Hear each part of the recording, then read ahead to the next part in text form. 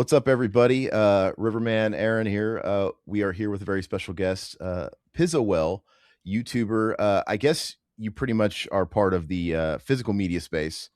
I Full disclosure, Todd's huge into this space. We talk about it all the time, so you should see my algorithm. It's nothing but like barbecuing and music and gear, and it's anything but films. So Mhm. he's really on the pulse with it. But I know he's been talking you up for so long, man, and so we're happy that you came on, and I'm stoked to talk movies. Yeah, I appreciate the invite. Yeah, there's been a few YouTubers that I wanted to reach out to. So we've been kind of going around. We've talked to a few guys. We talked to Cody Leach, one of the last interviews. Then we also talked to I really like his channel, Alpha Romero. He's become a good friend. So Alpha Romero too. So then I was Mm. like, well, we should reach out to Piz too, because I've always liked Piz's channel. I like the streams that he does and the region free show as well. So that's how I pretty much discovered you, as that region free show that you were doing, which I really enjoyed the whole roundtable aspect of it, and Mhm. coming up with different topics. Very interesting. I love that sort of stuff. So yeah, I appreciate you coming on, man. Yeah, it's all good, man. I thank you for the invite. When did you start YouTube? What's sort of your general background? Let's see. I started uploading videos in 2009. It was kind of a serendipitous thing because I first became aware that there was a community of people who talked about movies and talked about physical media, and there was a big DVD update community, and that was a big thing at the time. That's how far back we're going here. So I became aware of this great little community, and almost immediately thereafter, my mother won a camera on the Game Show Network. That's awesome. Wow, awesome. What show? It was just, I don't even remember. It's been so long ago. Pyramid with Donny Osmond, dude. Don't even remember. Okay. Don't even remember. But she won a camera. She literally came to me and said, "Hey, I won a camera on the Game Show Network. Do you want it?" And I was like, "Yeah, sure." So that's what started it. I literally, I've still got the camera somewhere. I would stack up DVDs in front of my monitor, just plop the camera on top. I had no idea if I was in frame or how it looked, and just talked into the camera. And that's how it started. So you were doing that before, so you weren't doing any, like, just podcasting, like audio only or anything No. like that? Or okay, so yeah. So we kinda, I don't know, kinda crossed the same. We started out in just the audio only, like, I don't know, 2011, 2012, and then it took us quite a while to kind of jump into the whole YouTube scene, and I've been on and off. Aaron's been here the whole time, so it's just one of those things. But no, that's good to know. We were around back in the day, like when Dead Pit was doing audio, and I know they went away for a long time, and now they're on YouTube. It's just changed. It's crazy how it's just all evolved, and even YouTube, you can't keep up. It's just constantly changing. Yeah, The big rules of time, YouTube are changing. Mhm. big What time, the algorithms favor is always changing. big Part of me time. sort of misses the simpler days of when nobody really knew what a podcast was, and we were just talking to your friends on Skype, and you had like your little audience, and I don't know, and there was pretty much anything went. There Mhm. was Well, nobody policing you. and everybody's got a podcast now. Sure. Like, every celebrity has their own podcast now. Every former wrestler has their own podcast now. Like, there's so many podcasts. It's like It's a it, joke. it's a joke. I remember back in the day, like Howard Stern making fun of podcasts, Mhm. Yep. and podcasts are now like more popular than his show. He was going after Ari Shaffir, that comedian at the time who had Mhm. started a podcast, because he was cronies with Joe Rogan. He's obviously been doing it for a long time. Pretty sure Adam Carolla is the OG, like the original Godfather, but yeah, it's funny because back then, especially in 2011, we started early 2011, and that first couple few years, we would tell people about it, like, "Oh, yeah, we do a podcast," and they'd be like, "What's that?" And you'd try to explain it, and they'd be like, "So it's like the radio?" I'm like, "Well, not really. It's basically imagine the radio, but no one listens, and it's in a Yep. basement, and it doesn't go." Well, here's how big podcasts have become. Like, um, my mother will tell people that Oh, Jeremy and Justin, they do some sort of podcast on Skype. They Skype. It's a pod. I don't know why it's a podcast. Like even my mother knows what a podcast, or kind of knows Yeah. what a podcast is. So, but she doesn't. She's like, he Skypes on podcast or something like that. It's just so funny to hear her like, We're talking about like 15 years, and there was a point where it was getting popular 6, 7 years ago. The celebrities, like you said, started cropping up. But there was a joke. It was already sort of a meme in itself 7 years ago. Would people be like, you would tell them you have a podcast, and they'd be like, they'd roll their eyes, like, oh, okay, like you and every other bro out there. And then we're over here like, God, we've been doing it since you guys. I didn't even know what it was. But now it's not even like you're not even being sarcastic anymore. Literally everybody and their fucking mailman has a podcast now, Mhm. legit. Mm. And I just accept it. It's funny. Like I consume like everybody else. Like the entertainers came in and took the space, just like they came in and Will Smith has a YouTube channel now. yeah, But the comedians and all these people found out, oh my God, there's money in this podcasting thing, and everybody with an installed fan base comes in. They have one episode and they've already got like sponsors out the yin yang because hey, I'm Mhm. Ice-T and people know But who I am. Or the thing is, their audience doesn't come back to them. They don't stick around. Like we have people that have been listening to us for years, and I'm sure you as well, Piz. Like we've had people from the very beginning. Like we talked to, they come back, a year later, and then they're still talking to us like they never left. It's just Yeah. that sort of community is. I mean, these entertainers like that are not YouTubers, they couldn't like really compare. well, the problem with that is like to them it's always secondary because a lot Yeah. of them don't last. Like they'll Right. upload 10 episodes.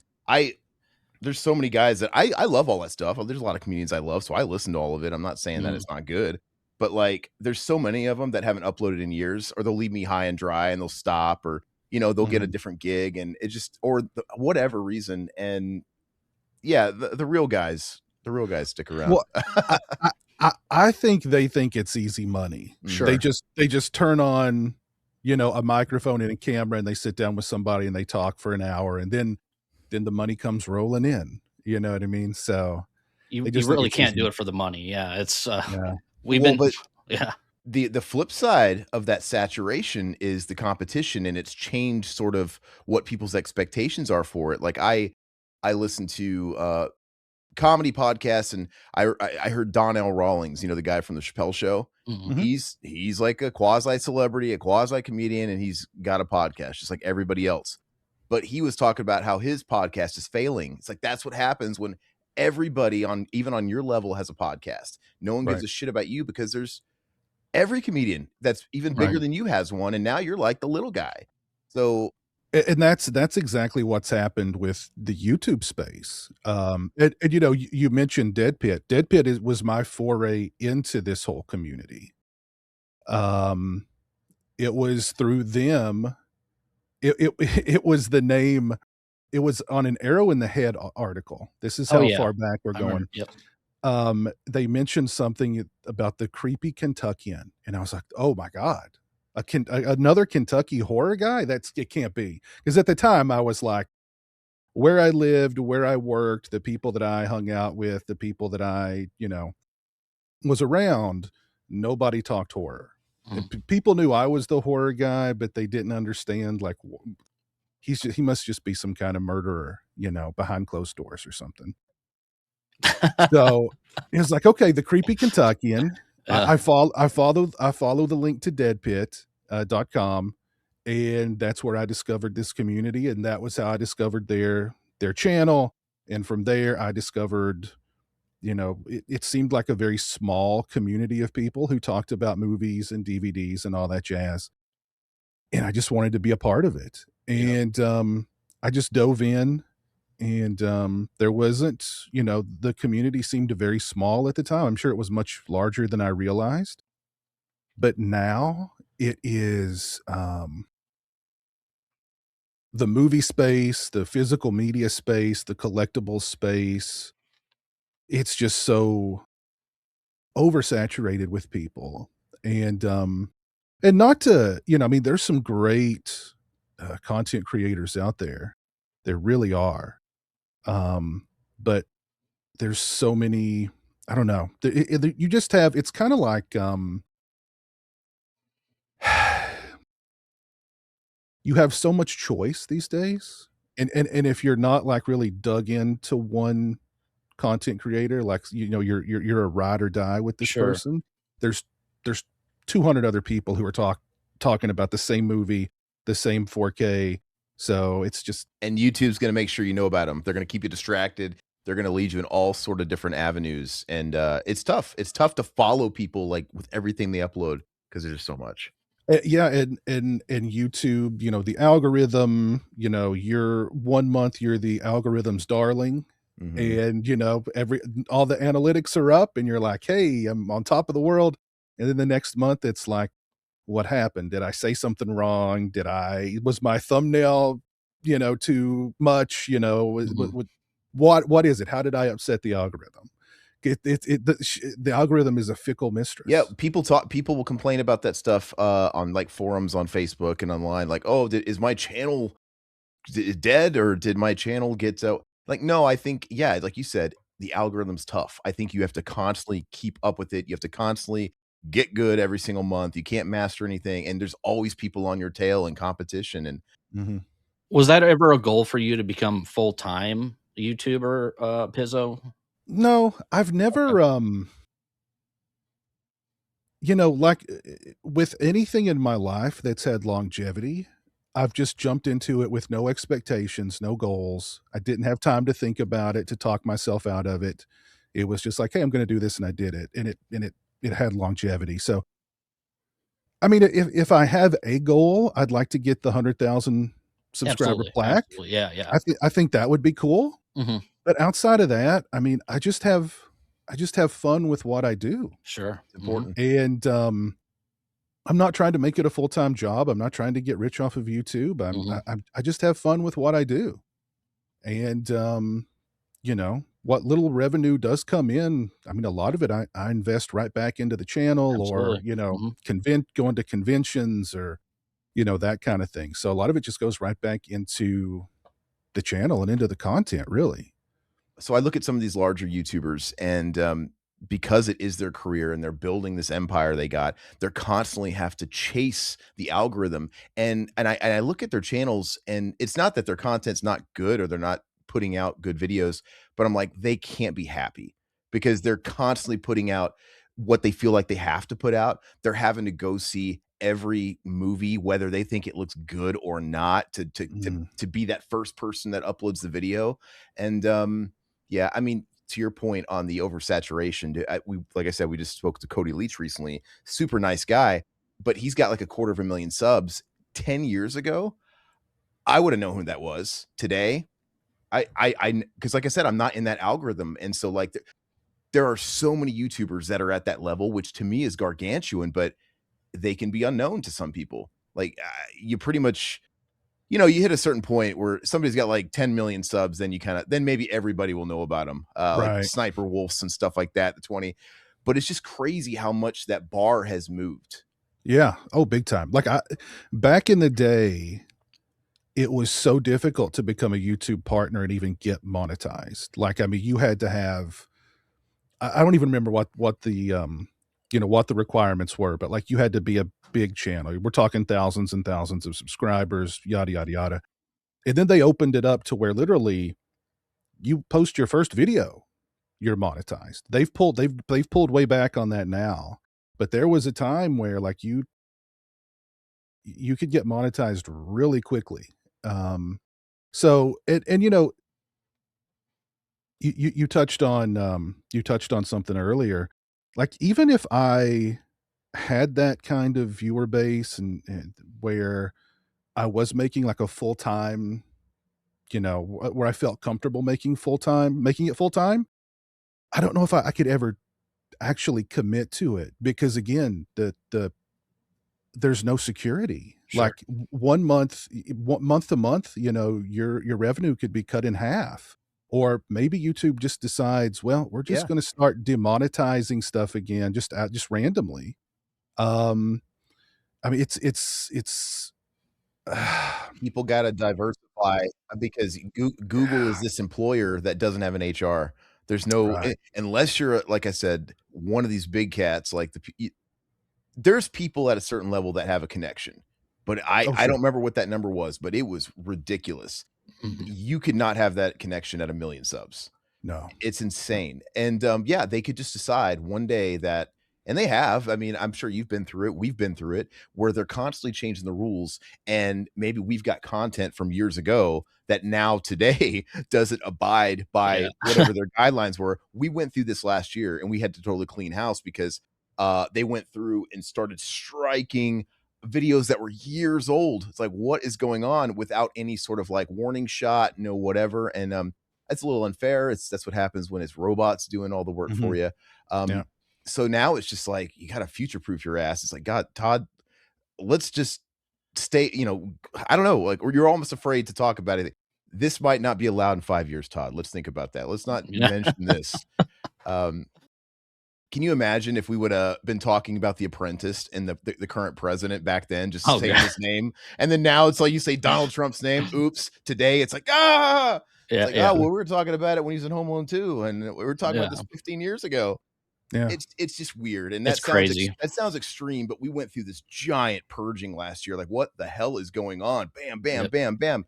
Yeah. We had to go through and clean up everything and then delete a bunch of stuff, and it did feel like we were being punished for a little while. We had to like claw back out of it and kind of rebuild. Yeah. Yeah. So why would anybody put all their eggs in this Well, basket? I've lived through 2 different adpocalypses. And the first one was, I think the first one was PewDiePie, and the second one was Logan Paul. And it wasn't, they didn't get punished. It was like Everybody else. everybody else got punished. They went into ultra strict mode Yep. with their monetization. And if your video's not monetized, the algorithm's not going to touch it, Mhm. period. Because they're not going to make any money off of it. So if your video's not monetized, you're screwed coming and going. And there was a point where you're getting like during, it felt like we were being punished and having to go through this purgatory because everything was automatically demonetized, and we had to go. It was like pulling teeth. And now we're back to the point where, okay, stuff's monetized out the gate, the checks are going okay, but we had to go through fire for about a year, and we kind of understood it. We're like, I feel like we got to like just take this beating and push through. But yeah, I remember what you're talking about. PewDiePie said the N-word. And Yeah. then Jake Paul, what did he not do? I remember is he the one that filmed in the forest? Oh, Yeah. Unalive Forest. That We'll was bleep it out. that was Logan. Logan. That was Logan. Yeah. And Yeah. you're right. So I think it was a year or two ago. There's different standards, right? I mentioned her earlier, so now it's on top of my head. But Sniper Wolf, you remember when she? Do you guys remember when she doxed somebody? Oh, yeah, I remember that. So yeah. she was going at it with one of a fellow YouTuber that was kind of criticizing her work fairly. I mean, like, I have no desire to get into any drama with any YouTubers. Life's too short for that. Mhm. But where he was at, it had some basis because basically, her content has just become her with a stupid face and watching other people's TikToks and not giving them credit on where the Right. TikToks came from. And she's got millions of followers, so she's raking in all kinds of money. It's like you can't even give a shout out to the content, and not even that. Not that I watch her, but I got interested in it when all this drama was going on. Like, what is going on here? And yeah, she's not even reacting. She's little. It looks like she pre-records one video of her going, "Oh wow, what," and just pastes it on everything because Yeah. it's not really commentating or adding anything to the original content. And like I said, to boot, not even giving credit to the original content creator. So this guy was calling her out, and it started a war of words. And I think he was pretty big, but an ant compared to her. And Mhm. she went on like Instagram Live, went to his address to her million of followers and doxed his That's address tough. where he lives. Yeah. And YouTube reacted for half a second because there was such an outpour, but they brought her back because she just makes too much money. And yeah, it's guys like you, it's guys like us, it's guys like, I don't know, that are all getting punished for it. And it's Mhm. bullshit, man. I remember I uploaded a video of Jeremy walking through a haunted corn maze during Halloween, Mhm. and YouTube demonetized it. What? And I was just like, this is crazy. It's gone way too far at this What point. was their reasoning? What was their like automatic Yeah. response? I don't remember. I think it was the usual, like, God, it was so long ago, but they demonetized it for whatever the reason was. Cause I mean, I was doing I'm a horror channel. Mhm. Mhm. So I guess I just think everything at that point, everything I uploaded was going to be like suspect for blood and gore or God knows what. So even Jeremy walking through a haunted corn maze was no, too much. Like I said, we started out in the audio space, and that was tough because we came from, Apple Podcasts or whatever. Dude, back you probably still could. I don't really know, but because we stopped doing it, but you could. People were playing licensed music and all kinds of stuff on their podcasts. Nobody was policing that. It was the Wild West, yeah. But I'm saying, like, then when we moved our podcast over to YouTube, before we went video, we were still doing audio for a little bit. Dude, we were doing film commentaries, and it would just be our voices. The film, maybe, you're a rookie at some point, and you kind of learn along the way. You'd keep the film so quiet in the background, but you couldn't hear it. But there might be like one moment where there's a little bit, just a second of dead air, which I know is a no-no, and then you hear like somebody screaming or just the stupidest little sound that's inaudible, and it would pick up on that, and you would just get like stricken for the whole, like, what? And first of all, you could argue that even if we had audio throughout the whole thing underneath, we're adding that commentary, we're adding, but things with all that stuff is such a copyright is so fickle, it's so gray. It really is, and literally anybody can copyright anything on your channel, and YouTube just goes, well, I guess they're right. They just throw their hands up and they're like, well, it's between you. You have to, and that's I don't want to get into it, but then you have to do exchange information, and we've done it. It's just YouTube really takes, because of that Digital Millennium Copyright Act, ultimately they're held responsible because it's on their platform, but they just throw their hands up, and anybody who says, well, that I own that, YouTube, okay, I believe you. We went through that a month ago, actually, or 2 months ago. And I'm not going to get into it because it's been kicking a dead horse on our channel. But really, the quick recap is, Image 10, they own Night of the Living Dead. Right. We had, everybody in the fucking world has talked about it's copyright, there's no copyright on it. It's public domain. We uploaded the original film, not a remaster, not a Criterion version, none of that stuff. And whoever they got over there, that it's his job, he just goes through and fucking just strikes. He doesn't even send like what do they call it? There's a warning where they can send you like the warning if they want to. And I would have appreciated that. Because I mean, there could be a discourse there. I could at least explain, hey man, I understand where you're coming from. This is public domain, and Alpha keeps saying it like this, and I love the way he puts it. They got this impossible task of trying to put a 40-year-old genie back into a bottle, and they can't. And I get it. The people that run Image 10, this is all they have to fall back on. And they probably really hate the fact that they fucked that copyright up back in the day. But that's nobody's problem. And so the people to not come after is the fans that are keeping that movie alive, because they are basically touting their MO as we're keeping the film and George's legacy alive. Then don't come after guys like us that are honoring the film and love it. It makes no sense. What they really want to do is sell their fucking Night of the Living Dead urinal cakes because they own like that modern logo and shit like that. So they're trying. And then another example, gosh, I'm sorry I brought it up, Piz. No. I'm not going any deeper with it, but I'm just saying, this is the line. Anybody can do it, is what you're saying, to your point.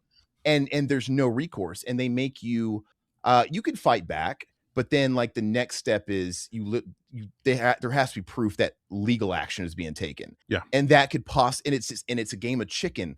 Because it's like, do we really want to escalate it? Because some people lose their channels as a result of this, and it really gets, and it's not worth it at the end of the day.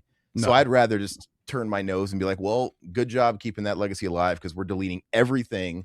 We're never talking about that fucking movie ever again. You guys are the antithesis to what you're trying to do. But the other time, Todd, do you guys remember this Canadian kid show called We Sing? Do you guys remember this? No. No. Okay, so in the 80s and 90s, it was this stupid sing-along. It was really, they would show it to us in like elementary school and stuff like that. And we had a couple of the VHS tapes growing up, and we always thought it was stupid. So I don't know who they were marketing it to, because even as kids, we're like, who are they talking to? Us? Because this is stupid. And we did a commentary of their Christmas special, and it did really well for us. And it was because it's so ridiculous. It's the most asinine thing you've ever seen in my life. It's like a fever dream. And some guy that didn't own it, he took that and a couple of other videos of ours, said they were ours. Like, what the fuck? And at the time, I wasn't as knowledgeable now as how it goes, but yeah, we've lost stuff just because people decided that's mine. Ding. Mhm. Sometimes people will upload your content and then claim it, and they can like tag their. It's like, what, guys? Ours came first. What is going on? Can we Yeah. do some homework here? Yeah. But anyway, it's a pain point. Yeah. Yeah. Yes. I have a question for you. Where do you think physical media is going now? I was reading an article, I was reading Reddit and stuff like that the other day, and somebody pointed out that this is the first time we've crossed a new decade without a new format. So is that the assurance that, yeah, 4K is the end of the road? I mean, like we've all predicted. I mean, it's not really going any further, is it? I don't think so. I think 4K is, and I think 4K is enough. Really, It's I good. mean, yeah, 4K is really enough. When you're getting into 8K and beyond that, I mean, you just, I don't know if the human eye can even, You would you know have what to I mean? have like a 100-foot TV. You'd have to have an Yeah. IM in your house. And so my follow-up to that is the current state of physical media, because I love physical media too. I mean, I got records back there, I got movies all along this wall. I'm afraid I would be so scared to go into your territory full time because it is a passionate group. Mhm. But I I don't know, man. Like I don't like what I see on some of it because obviously regular people, the normal audience is not buying this stuff anymore. So obviously the boutiques are obviously squeezing every dime they can out of people. These prices are getting raised, and at a point, they're not really offering anything new. Case in point, it's like you look at what Shout Factory's doing, and it's like, okay, how many titles have they released in the last couple of years that are actually new titles that weren't on Blu-ray before? I mean, you got maybe like Ghosts of Mars. There's a couple, but Yeah. most of them are retreads of the blue. They're porting over all the features, and now you're not even getting the blue in it, and so they're not really adding a lot. And now it's like wait 6 months, then they're going to put out the Steelbook with really ugly art, and how many times are we going to triple dip this? There's like another Scream Steelbook coming out from Scream '96. It's like now we're at this point where What we're else just can they we're just do? we're Yeah. on the same Yeah. format, re-releasing and repackaging so much. I've never seen anything like it. I know we've always kind of dealt with that with Evil Dead. commercialism. Yeah, Evil Dead was terrible, but it is like on crack now. And I used to have a little bit of that sickness in me where it's like, oh, this is my favorite movie. I have to get that. There was a point where I had Right. way too many versions of TCM, and I don't even love the movie like Todd here does. But I mean, like, I couldn't say no. It's so cool and it's a great flick. But now I find myself as a guy around 40. I'm like, yeah, the buck stops here. Like, this is stupid. I like this Mhm. version. I don't want this package. I don't need it. I don't need this. And when you look at these, even Arrow, okay, we were talking about Arrow, me and Todd. On one hand, I get it. They blew their wads so hardcore in the DVD and Blu-ray era with special features. You still have them, port them over. What new can you add besides the upscale, the transfer, and the special features they're putting on some of these Arrow releases? It's like, okay, we've already got the commentary from 10 years ago from the director. We don't really need another one. Totally get it. Let's have a commentary from a film scholar that we've never heard of. Video essays That, from that that random. goes to fucking Duke or something. I'm like, and I don't know, man. I can't relate to these people. It's not that these commentaries and these featurettes are not knowledgeable. They're not having interesting roundtable discussions. I was telling Todd, I'm like, if there's anything they should be doing, it should be tapping into YouTube. Hell, get guys like Pizzo, see if he wants to do a commentary on this film. Let's add that to the content we've already got.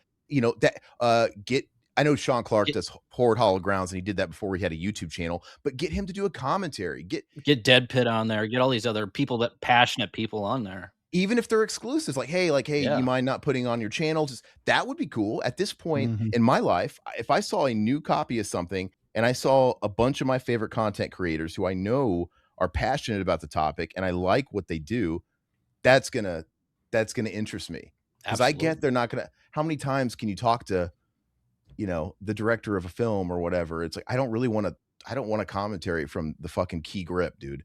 It Mhm. gets a little silly. But have you thought about stuff like that? Like, what's your feelings on what they're giving us for the price? Um, it's a slippery slope because they are pricing out a lot of people who would probably purchase the newer releases. Like, I look at some of the newer Vinegar Syndrome stuff, and it's like, you Bad. know, The it's like, worst. yeah, it's like, I love Troll 2, but I I do don't too. need the 4K for like Yeah. 40, what was it, $45 or something like Yeah. that. I'm good with my Blu-ray on that one. I love the movie, but I don't need it that bad. And, I fell into that trap and with Texas Chainsaw Massacre, because it is my favorite, of buying like every edition that comes out. And I've gotten to the point now where I'm completely out of space. I have no Yeah. space for stuff, and I'm having to pull old stuff off to make room for new stuff, and I'm looking at like, "Oh, man, I've got all these different editions of the same movie, like, which one do I keep? Do I keep the steelbook? Do I keep the box? Do I keep, like, which one is the fanciest one I'm gonna keep on the shelf?" Um, so, yeah, and I think a lot of, Scream Factory in particular, and I will give Scream Factory credit, they did use, um on their Friday the 13th box set, they used my footage from, Camp Nobibosco, Oh, Oh, did I they? didn't know Okay. that. Okay. on one of the special features, so they did do that. Awesome. I'll give them credit for that. But Scream Factory fell into the same hole that, Anchor Bay, the original Anchor Bay, did, Mhm. where they just ran out of stuff to release, so they kept releasing the same stuff over and over and over again, just in different packaging with, like, maybe one new extra, the audio commentary with the key grip or the audio commentary with the craft service guy or something like. There were 95 different Evil Dead it was a joke back in the day about Anchor Bay's Evil Dead releases because they kept putting that thing out over and over and over again. Um, and that's the hole that Scream Factory has fallen into. They're just putting the same stuff out over and over again. And I've said it for a while, like they remind me a lot of Anchor Bay from back in the day. Like they're going down that same path. And I don't know how long they're gonna be around, just, the same stuff over and over again. They're not gonna last that way. What do you think about like these boutiques now that Lionsgate and stuff is kind of opening their doors, like Lionsgate studio Limited is studio? such a crock, dude. Does anybody talk about does anybody flaunt Lionsgate Limited releases online? There are, yeah, they're really nice releases. The problem is they're really expensive. They're just the Best Buy exclusive steelbooks before Best Buy went out of business. And now it's like it's just the same sort of Do you think packaging. the studio is going to start doing this, knowing like, okay, like is like Disney going to start putting? I don't know what companies are going to start, but do you think they're going to learn from Lionsgate, and then these boutiques won't get these films? Or I think that's probably I think that's something that's been in the works okay, because, there's a reason why Warner Brothers didn't license the Nightmare series to Scream Factory because they knew that they could do it on their own, and if they did it right, it'd make them a lot of money, and it did. Same thing with like that Night of the Living Dead 1990 steelbook. They c oh, that, that's right. Hmm. they coulda licensed that out to Arrow or Shout or whoever. They kept it in-house. They did a great job with it. It sold out super quick. So, Question actually on that. Sorry, you mentioned that particular Night 90. Why would the studio release Night 90? I mean, it makes sense why they'd want Freddy. But then, like, Warner Brothers technically had their mitts because of New Line in that TMNT set. That could have been a studio release, right? Or is that get murky because of Golden Harvest and all the different fingers that were in it? Because why eh, you think that the studio, because Turtle fandom is huge, like Freddy. I mean, that's a good question. I'm not sure. But I know that like, Paramount, for instance, they've kept an eye on these boutique labels and on like this community, and they know that there's a hardcore fan base of people who want good physical releases. And I've been told by people that they've got a guy in charge of Paramount Scares, and that's his goal is to do their own in-house limited edition and collector's edition, really fancy releases and not license them out to all these other companies. So, which I mean, that's smart. That's smart. Somebody's woken up to the fact that there is such a rabid fan base for this stuff out there, and they'll spend a lot of money on it, so but I think the Nightmare set was a big thing for Warner Brothers. Of course, God knows what's going to happen with Warner Brothers now that they're probably going to be bought up by Netflix. Sure. So I wouldn't be, if that doesn't happen, I wouldn't be surprised if, look at some of the other horror titles that are under Warner Brothers and New Lines, on their shelves. They could put out their own, new box sets or steelbook sets or whatever. Maybe people don't even care about the features anymore, because with that Freddy set, yeah, the biggest complaint with the Blu-ray collection was everybody hated that box. But the transfers weren't bad. It got the job done. You could pick that thing up for $20 for the longest time. It's like dollar for value. People were complaining for no reason. Yeah, The new transfers look great though on the 4K. the new transfers look great, but they fixed the packaging. They gave all the crybabies like their beautiful thing to put on the shelf. But dude, if you notice, there is like next to no new special features in this thing. They ported again all the old special features. I'm like, God, I was really hoping, like, because I was so excited for it. But yet we still got it. The transfer, that FOMO got me on that one, and I'm glad. But the transfers are gorgeous. I'll give them that. But at a point, at what point are you really going to care unless you're A-Bing them together? And just, I actually love special features, and I felt like there was so much untapped in that well that they could have put in the work. These guys that were part of the Nightmare series, they will do interviews for you. They will give you content for a little money. They just got cheap. And most of them live in the California and the LA area. And I'm pretty sure they would have came down for a sandwich. They did shell out there were a few new extras, and I know a big selling point was part 5 being the unrated cut. Yeah. And the 3D glasses. The 3D, of course, yeah. But yeah, I mean, that was a set that people have been wanting for so long, and Warner Brothers did it right. They did the steelbook, to get the, not just, because there's a sub fan base in the physical media community that they just love steelbooks. Anything that's a steelbook, they're going to get it. It's a steelbook set inside of a steelbook. They did it right. Warner Brothers did that release right, and they made a mint off of it. And there's something for everybody. If you're somebody that values space, that standard edition will do you fine. I just wish they would put a little bit more. I don't know. I'm of the DVD era, man, dude. I used to love it. You guys remember the jump from VHS to DVD? Mind blown. When the Snapper cases came out, it was pretty. Your special features were chapter select, but we didn't hang out there very long. Then it's like, God, it's just, they had a minefield to go through, get these commentaries, featurettes that we never got to saw, stuff that was they can never put stuff on like videotapes. And well, if you remembered that first DVD box set for Nightmare on Elm Street, it was insane. It was cool. The spine art and the way that they set up the special features, like it was like an interactive game to go in and find the different special features that nobody had done that before, and nobody's really done that since, which I find really surprising. Dude, nobody even cares about the menus anymore. The menus used to be interactive, like with Devil's Rejects or House of Thousand Corpses. You got like Captain Spaulding talking to you. All that stuff is very neat. It's very CD-ROM. Like, we're just like, it's like, oh, it feels like. He used to wake me up in the middle of the night talking to me or whatever, because I just let it roll or whatever. Now, remember the Harold and Kumar one, Todd? Or it'd be like him and they'd film that thing of them in the car talking, referencing the special menu. Like, maybe he fell asleep. Oh God, they're like, that was so thoughtful and just being clever. And now you kind of get just like a recap of a scene playing, if you're lucky, if it's not a still frame. And it just reeks of lazy to me. I just wish that for that much money, they should make it worthwhile. I miss Easter eggs. Yes. I'll still kind of scroll around on a menu screen to see if anything will pop up. And like, nobody does. Vinegar Syndrome used to do Easter eggs early on. Grindhouse still does Easter eggs, but like nobody else. That's a thing of the past now.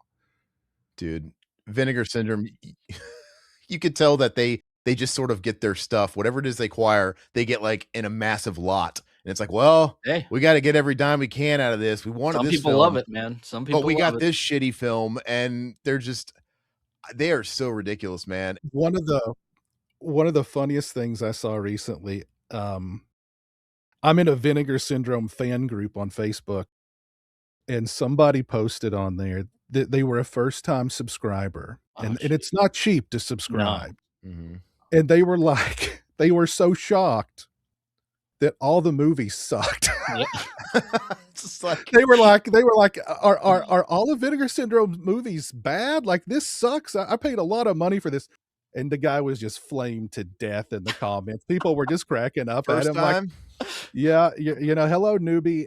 But it was so funny because, like, did you just hear about Vinegar Syndrome yesterday? And Yeah. not that every movie they release is bad, No. but they do release some pretty bad movies. They just give them really nice additions. And you spend over $1,000 to be a subscriber for a year. It's like, wow. Yeah. Yeah, you get, you know, the good and the bad, and there's sometimes a lot of bad, and this guy was his comment, it was so funny. I just laughed so hard at that, and people were just giving him hell in the comments. What's the rumor right now that Vinegar, because they have that acquisition with some Warner Brothers titles, TV Yeah, stuff. Okay, so the rumor mill is, oh god, do they have Freddy's Nightmares? And I'm like, yeah. that show is fucking awful, guys. We've But been everybody's gonna eat it up because it's Freddy. And the fact of the matter is everybody's gonna eat it up because it's Vinegar Syndrome and it's Freddy, and they're gonna buy it. And a huge portion of those people are never going to open it. And if they do, they're going to get through 1 or 2 episodes and realize, wow, this show is fucking insulting. And they're never going to watch anymore. so a little backstory.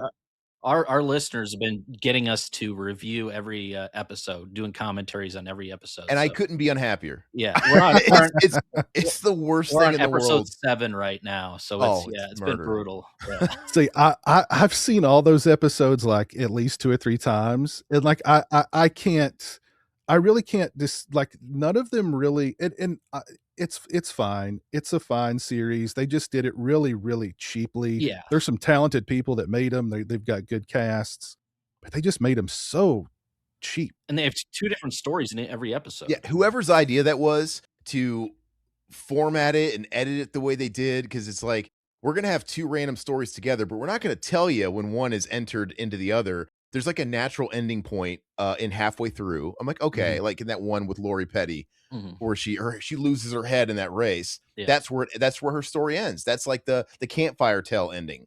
Mhm. But then all of a sudden, let's go to her rival. Like, what? I'm so fucking confused. And all of a sudden, she's getting haunted by Lori Petty, and now we care about the rival in her home life. It just breaks all structure. And we haven't gotten to season 2 yet, but I'm hoping to God somebody learned their lesson. Like, let's break these down to half hour, because it's an hour long. It's just it plods and it plods and it plods. Yeah. And if I have to watch this guy that works at his dad's burger joint that's afraid of being just like his, that is the worst episode I've ever seen in my life. I love seeing Aaron punished. I love it. So that's why I like the episodes, because he goes He's crazy. just suffering through them. Yeah, They're yeah. terrible. But the issue with that is, like, I don't know how I don't know if even a 4K's or a Blu-ray is even gonna be necessary for those. How can you clean up I don't know if you can, because those were shot for television and, like, Mhm. you know, I I I just don't know how great you're gonna make those look. So I don't know if even Blu-ray is necessary for those. I mean, maybe with AI, Mm, you could AI enhance them, but I don't think anybody'd care if you AI enhance those, to be no. honest. I mean, maybe if they AI enhanced them, you could get them on Blu-ray, but otherwise, I just don't know how good you can make those episodes look, really. I would never dare compare Freddy's Nightmares to Tales from the Crypt, because Tales from the Crypt is awesome. Mhm. Yeah. But I've said the same thing about Tales from the Crypt. It's like, even if, like, could they even do a Blu-ray? Would they even wait? For the mere fact it could look the same, but just like put them all in one disc, so I don't have to. I'm over the whole trading discs every 3 episodes and turn it, like, that's a convenience to me. So yeah, I'd be down for just for the space issue, but I I didn't even think of Freddy's when I heard that deal was happening. I didn't even think of Freddy's Nightmares. There were all sorts of other Warner Brothers stuff that I was thinking about, but yeah, Freddy's Nightmares. I mean, that one would sell out. That one would sell quick. I know for sure. and Yeah. because it's a novelty, because people can pretend and front. Most people probably haven't seen it. Yeah. They And probably and heard about it.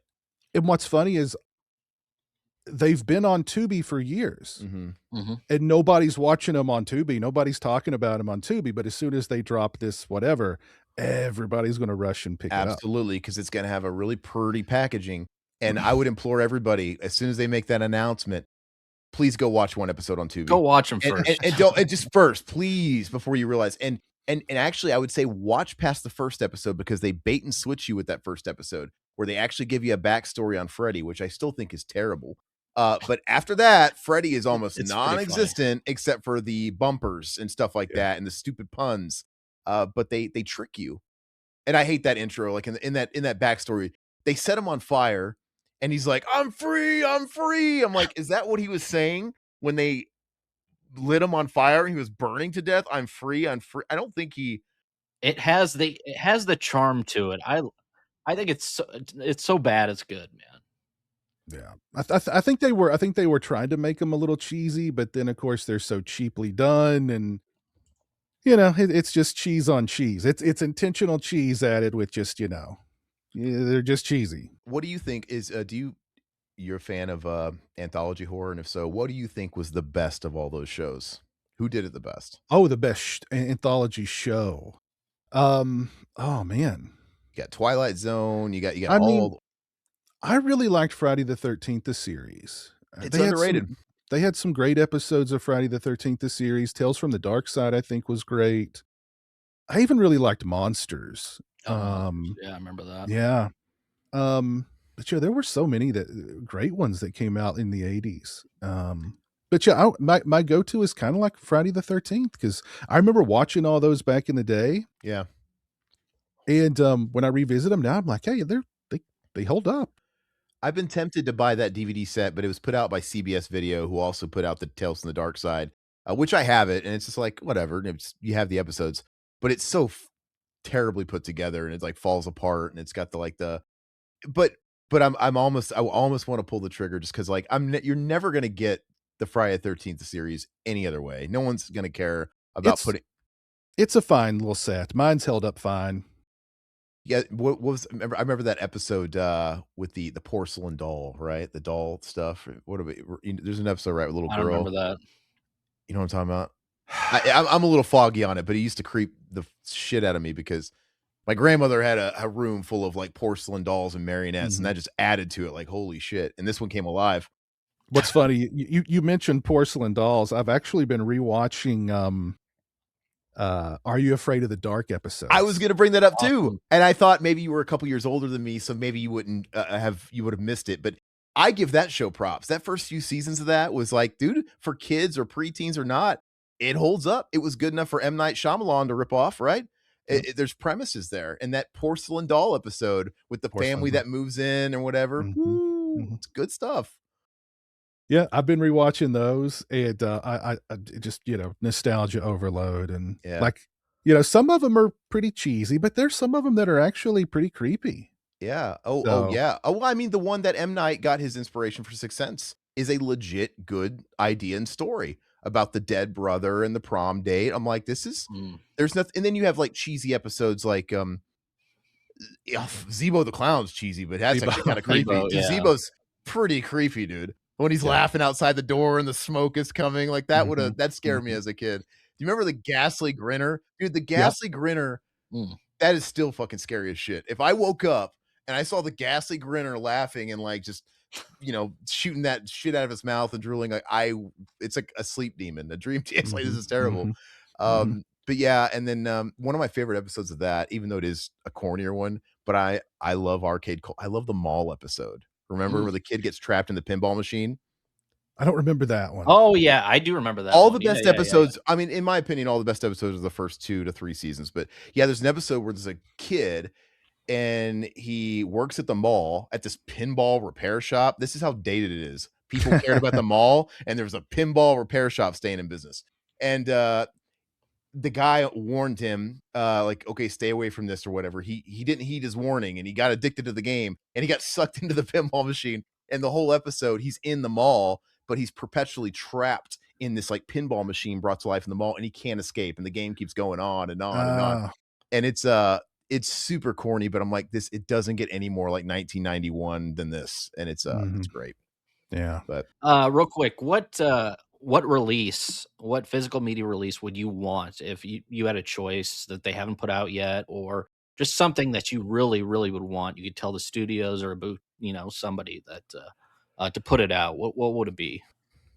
Well, I mean, the one that's been at the top of my list for years is Fright Night 2, but that's finally supposed to be coming out this year from Synapse. I'm so excited about that. Um, so I mean, what's funny is like every year I do like a physical media wish list, and like every year it seems like more and more off that list get put out, which I think Mm, is really cool. yeah. So but yeah, I mean, there's still some left. I mean, I would love to see Neon Maniacs get a 4K.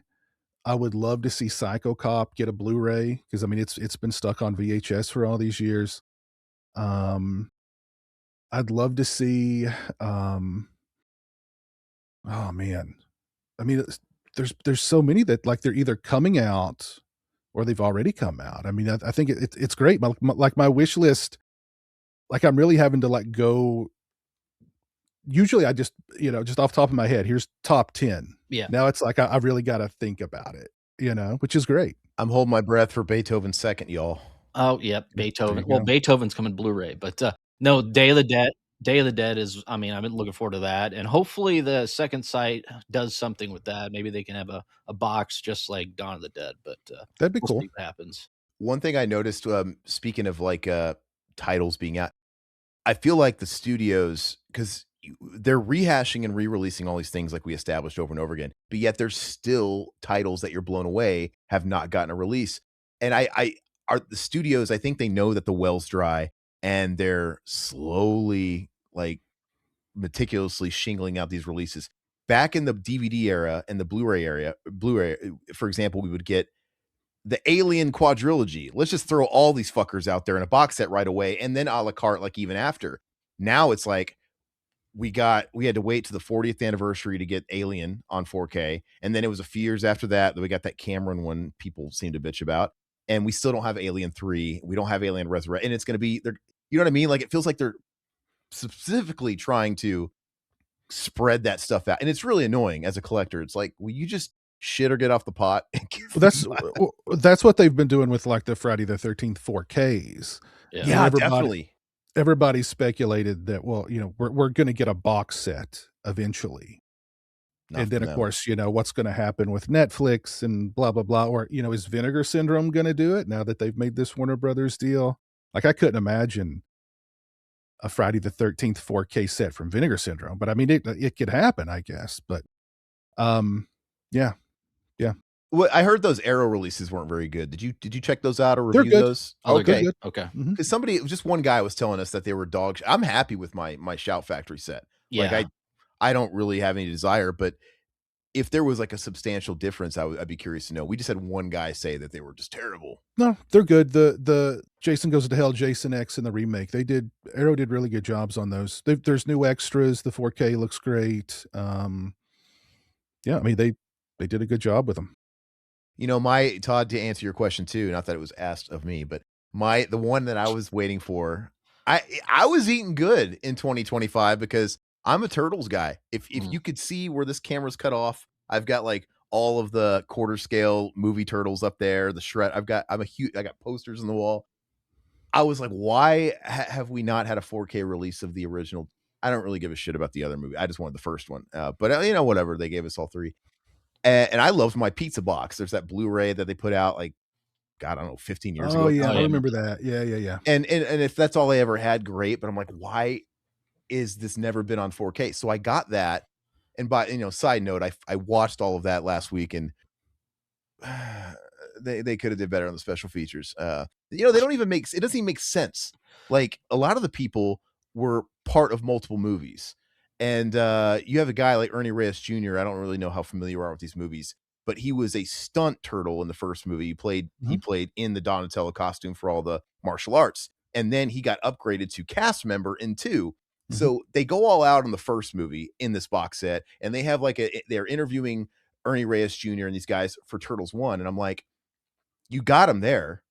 how about also talk to him about TMNT 2 and then put that on nope, there's nothing on TMNT. Like, you had him there. Like, I don't Mhm. understand, like, the logic of, like, how these people work. Was he charging you per second? I don't get it.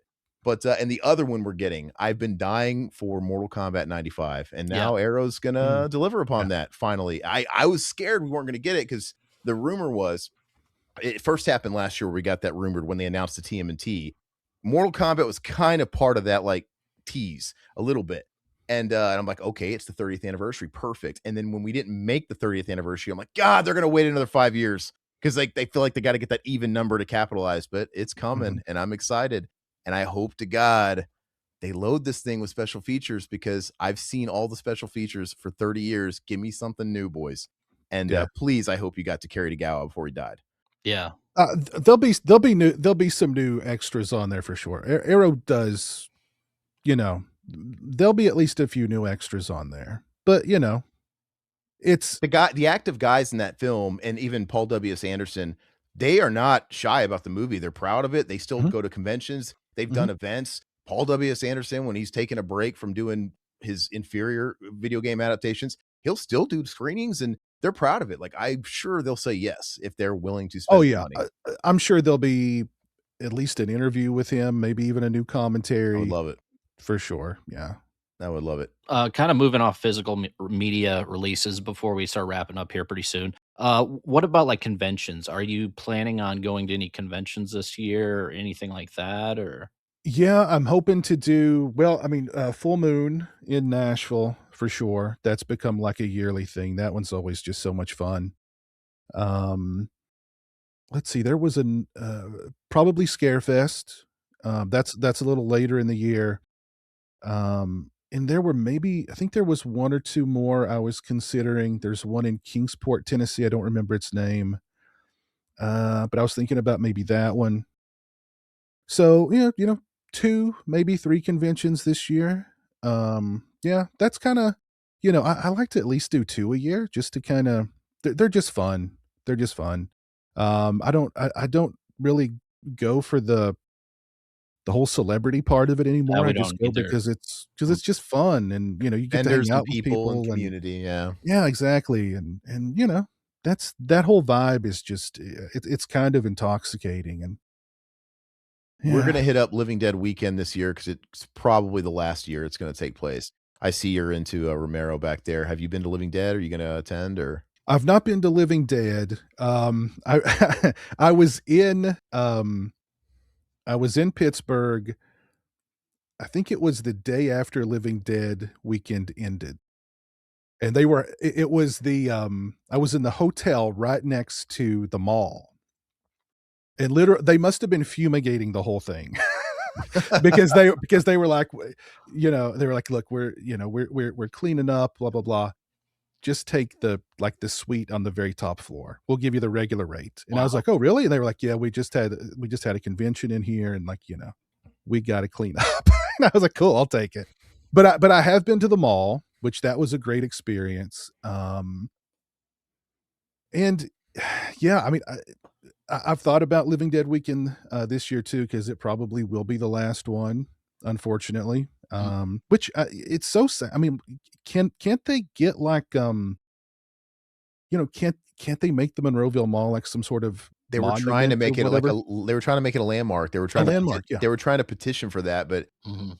Sam Waltman and company, man, they're too powerful. Yeah. It's gotta be a Walmart, bro. It's Yep. 'cause, but yeah, they tried. People tried, and I don't know, it's like maybe we overestimate how big the horror community is because maybe in, like, the grand scheme of things, like, "Oh, okay, all you horror geeks like it. It's not a landmark." Like, "Oh." Yeah, I mean, I think yeah, I mean, from a business perspective, I mean, it's a shopping mall, and shopping malls are a thing of the past, so let's take it out and put apartments in or put a Walmart in or It's whatever. gonna be a Walmart, which is kind of extra shitty. It's Yeah. like, That's "Oh, that's like an what a extra." George would have thought about that. Yeah, it's like George's nightmare come true on that one, yeah, yeah, It's actually kind Oh, of funny now you think of it that way, yep.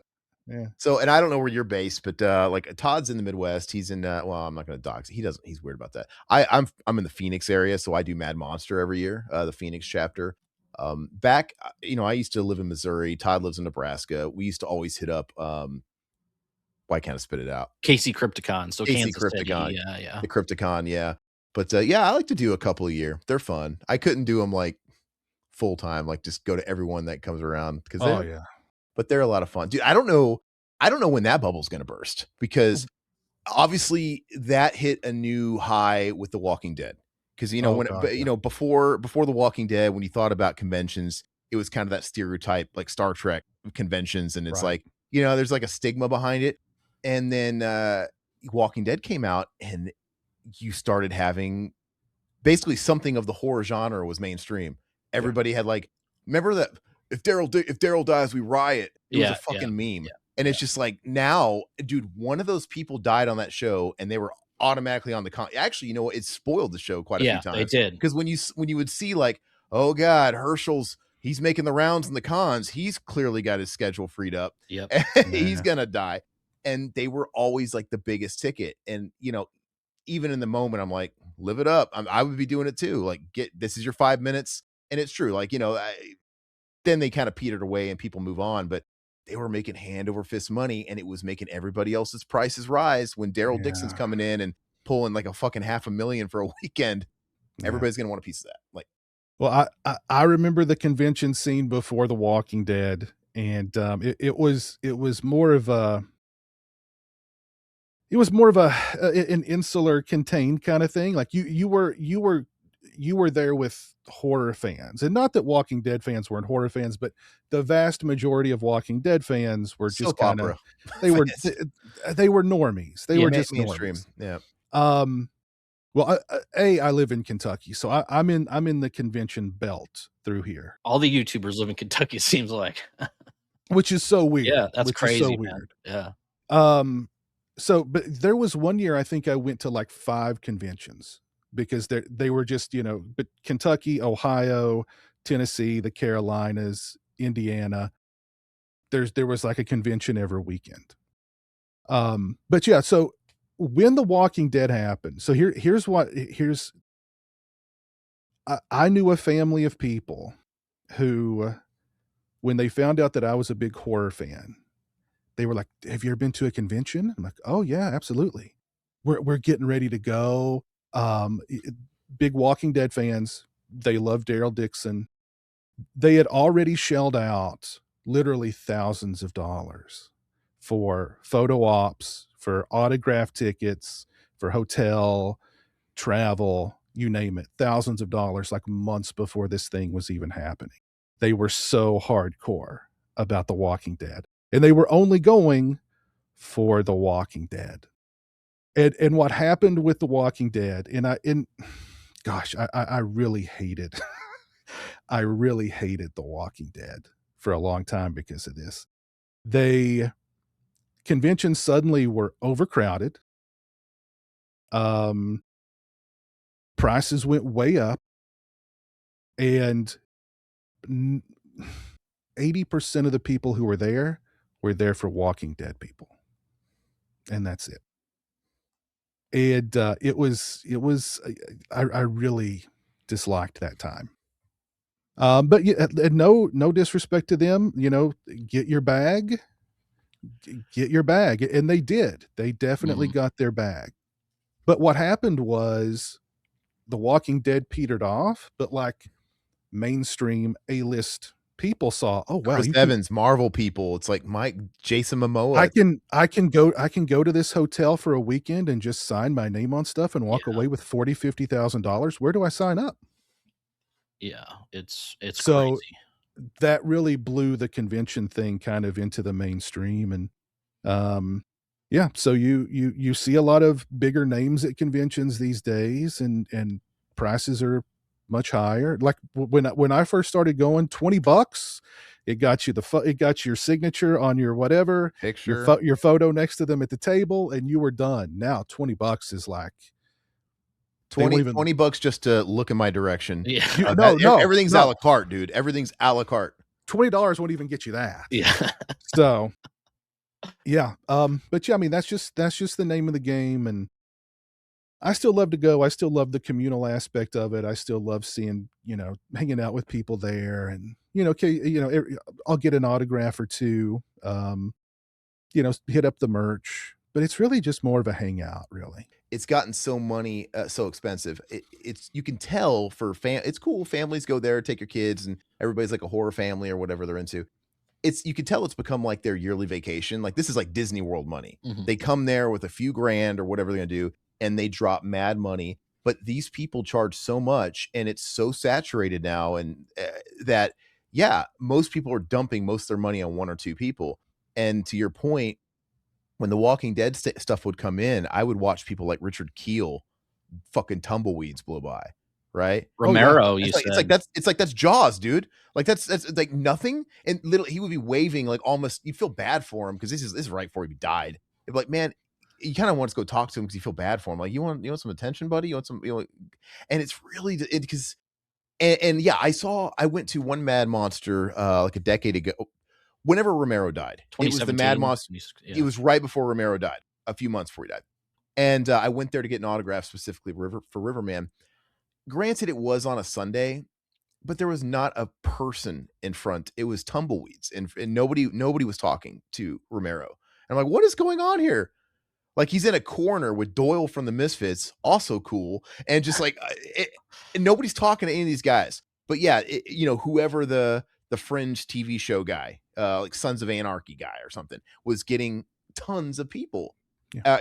They were getting all of it, and it's like, man, yeah, it really is like that, where some people monopolize it, and I felt real bad for George, and he wasn't in a good way, and his wife was literally putting the Sharpie in his hand, gripping it in his hand, and then guiding his hand.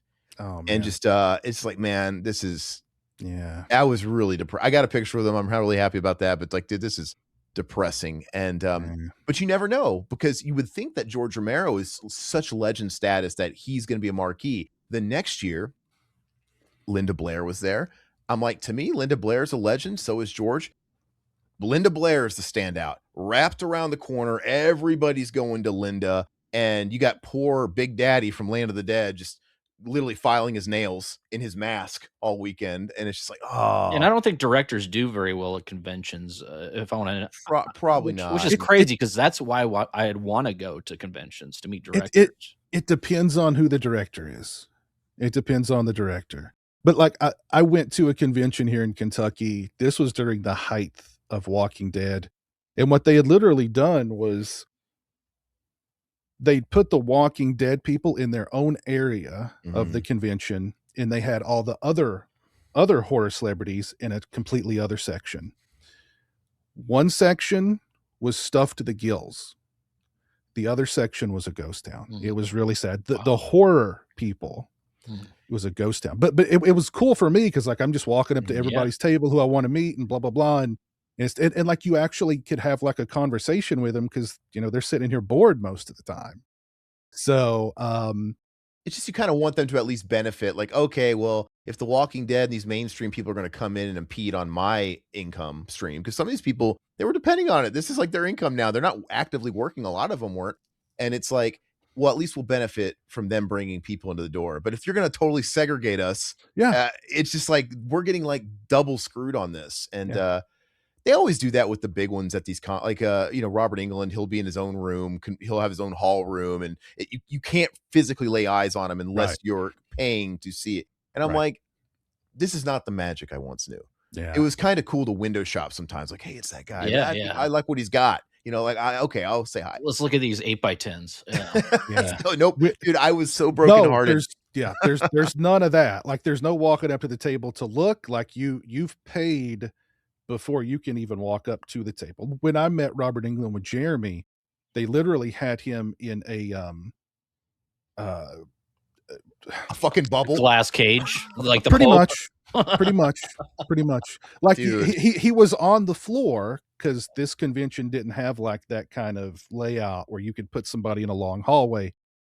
He was just there on the floor, but they literally had a tent around him.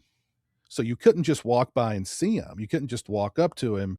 You had to have already paid your money, been put in a line, and then you enter the tent to see him. What weird Elvis behavior this is. Like, I don't understand. I don't know if it, because I've been to other conventions where he's been at. I've met him a couple of times, and he's just been out. Like Yeah. he's had enormous lines every time, but he was just out.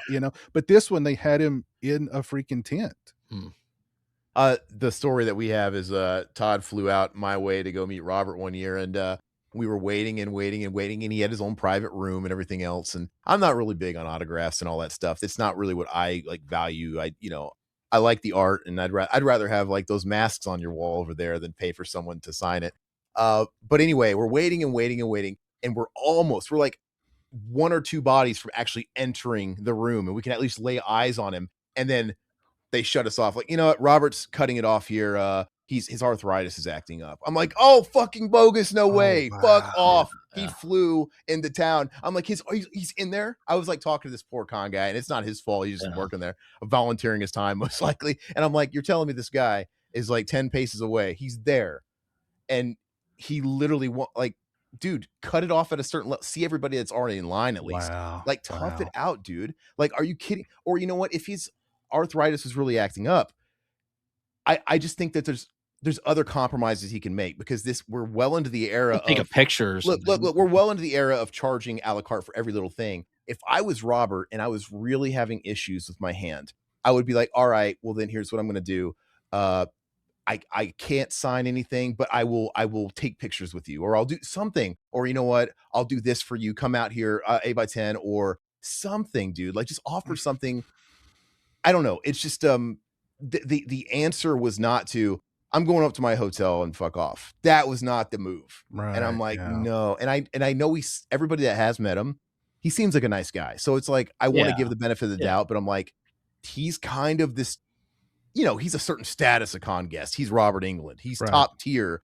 So maybe he's sort of used to just sort of having that kind of pull. And it's really a little tone deaf. I'm like, dude, there are and the people behind us, if you remember, Todd, they flew from like fucking New Jersey or something like that. And their whole family. They took it a lot better than we did. Oh, they did. I'm like, because Todd bought like a replica glove for the event. But they didn't. They didn't like say, okay, if you guys come back tomorrow, we'll make sure you're at the front of the line. Wow. No. We got burned, and I'm like, wow. And to be honest with you, I wasn't looking forward to paying the prices, but I grew up with Freddie. Todd's my best friend. I'm like, you know what? I would love to get a picture with Todd. I'll do it. I'll spend the money. It's a huge waste of your time too. You waited all that time in line, and then like, and it was just, and I'm like, you mean to tell me this guy doesn't want my $500? Fuck him. That was how I felt at the time. Like, whatever. I mean, I'd be nice to him if I met him today, but I'd be like, dude, why did you do that? Now I know why you have to be in a tent, because you don't want to look at the people when you make those decisions. Yeah. It's like, I'm kind of surprised they didn't do like, because a lot of the celebs they'll do like, you'll have to buy the autograph ticket up front. Yeah. And they limit you to so many, and sometimes they do that. Yeah. Yeah. Dude, the one that hurt the most too is, Ozzy Osbourne just died, and he's been out of commission for quite a few years, right? He wasn't performing, so he got in bed with Sean Clark, and he got him into the conventions. It was a way for him to get out and at least have some fan interaction, and they brought him here to Mad Monster Phoenix, and that was whatever, he just died, so I think it would have been last summer. And I was like, holy moly, I might have to break my rule and break the bank. And he was coming with the whole Osborne clan, which is fine. But when I saw I knew they were going to be steep. And I'm like, literally, they made it to where you had to buy a VIP experience. There was no tiers of, I just want an 8x10. I want a picture. Nope. You had to buy a VIP experience. You already know right out the gate, they're going to be in their own private room. Right. And you had to buy it for the entire Osborne clan. You couldn't just get Ozzy. And you couldn't even get a picture with just Ozzy. It had to be all of the Osborne clan. And I'm like, well, can I at least get Osborne and me on the end so I can crop their asses out afterwards? But anyway, it was literally like $1,500 or $1,600 just to get in the fucking room. And then there was add-ons. And I'm like, who is this for? Because your average Ozzy fan can't afford a mortgage payment. And this is per person. Even if you want to bring your family with you, if you got a family of like, people that love this kind of music, it's generational, man. Like, so what did the $1,500, did it include the autographs and the photo, or did you have to pay for those separately? What it included was, and I think it included an autograph from each member of the Osbournes. Okay. and you got a group photo. Okay. That was it. And I think you could not get, I think they might have had like singular photos, but then it was an extra add-on of a ridiculous amount of money. It was insulting. But I mean, did you get to like hang out in the room with them for a while, or they just kind of herd you in and herd you out? I didn't go. Oh, okay. I wasn't paying for that shit. No, what happened was Ozzy ended up canceling Yeah. because he was yeah. really sick and he actually never made it. And then Jack Osbourne came and he just kind of did a regular appearance because and the rest of the Osbournes backed out when Ozzy couldn't, but Jack came and no, I wasn't even going to entertain it. I thought it was heartbreaking. It's like, dude, I love Ozzy Osbourne so much and I would love, I like the Osbournes. I would take pleasure out of meeting all of them, but I'm like, dude, for this all or none kind of package, like who is this for? Yeah. Like who? And honestly, I wouldn't want to put the pressure on somebody that was a huge Ozzy fan that maybe really couldn't afford to pay this and that was plopping down because it comes off a little predatory. I'm like, because who do you think your base is, dude? It's the people washing dishes at the restaurant. It's it's everybody, but you know what I'm saying? It's working class people. And anyway, that's my experience. That's the convention scene. I mean, it can definitely be just I mean, I've gone, my rule is to take an amount of money with me that I'm comfortable with spending and then be done when it's over. When I spend that, I'm done. Just like Vegas. Yeah. Don't go to the ATM. Don't, it's just, I spend that amount. And then if I come home with any left over, hey, great. If I spend it all, then that's when I'm done. Well, maybe they need to introduce parlays into conventions because when I lose all my money in Vegas, I throw a Hail Mary sports bet on the way out to try and recoup everything I lost. That would be great at a convention. Like, you'll see Robert England fucked us for this much money. Let's get it back, all on black. Well, they used to have it at a casino out here. They moved it. Mad Monster used to be in a convention with an Indian casino. So you literally could. The next room over was like the slot That'd be jockeys fun. and all that stuff. You'd literally see Tom Savini, fucking slot jockey, whatever. Danny Trejo, he would be at a slot machine, dude. Like that was cool. But I went to a convention in Atlantic City that was in, a freaking casino. So that was I didn't do any gambling, but it was there if you wanted it to. It definitely makes it more alluring if you want to bring and drag a spouse along that doesn't like that stuff. Because like maybe you got some family, dude, or like, go do this or go shop over here or something like that. And but it's a hard sell otherwise. Well, we don't want to keep you too much longer there, Piz. Well, one more thing, you were talking about music, and I see you're wearing a Deftones shirt, so you clearly have good taste in music. Yeah. So I grew up. My dad was one of those guys. I was born in '86, and he was a Metallica freak. So I was listening to Master Puppets from the womb. So that's kind of always been they're like Santa Claus to me. My sports team, I'm winning. Whether winning or losing, they're my team. I don't back down. And so I kind of grew up on his music, which was Priest, Maiden, Scorpions, and then got into like the Metallicas and the Megadeths and all that stuff. And this was more of my school, right? Like when I was growing up, and I was like most kids. I liked all that, dude. It was not fashionable for me to like Judas Priest in middle school and high school. No. Dude, like our peers were making fun of me. Like they would literally act like I was Boomhauer from King of the Hill, like some redneck or whatever, because I liked Judas Priest. I'm like, I don't think you know Judas Priest very well. I don't think Rob Halford's a redneck, but yeah. So I was into Korn a little bit, of course, but Deftones were that band that I discovered, and I got into him before White Pony. I remember I used to walk home from middle school and I used to pass this pawn shop, and I found like a sealed copy of Adrenaline. And this is the days of discovery where I would save up my milk money or whatever, and I would go to the record store or even a Best Buy at the time and just buy what looked cool, or maybe what I saw somebody talking about in one of the zines. And that was cool. And I'd heard of Deftones, and I picked it up. I'm like, what's this like booger sucker on the front? Like, I don't know. And dude, I fucking fell in love with that first record. And then like Around the Fur had been out, so I immediately got Around the Fur. And then so I was all like lubed up when White Pony came out. And when White Pony came out, I think that was freshman year for me. Yep. First part of freshman year.